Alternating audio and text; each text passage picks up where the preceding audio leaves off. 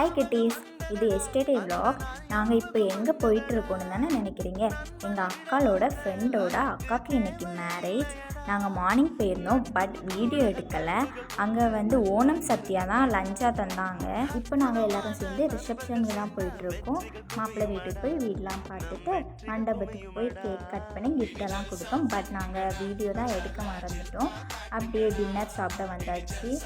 இடியாப்பத்தை noodles போல் சாப்பிட்ட தருணம் இது.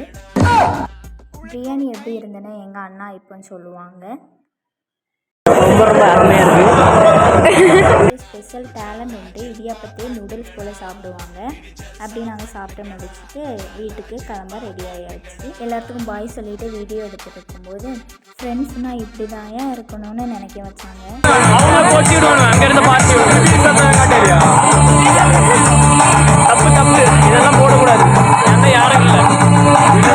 டாடா பாய்.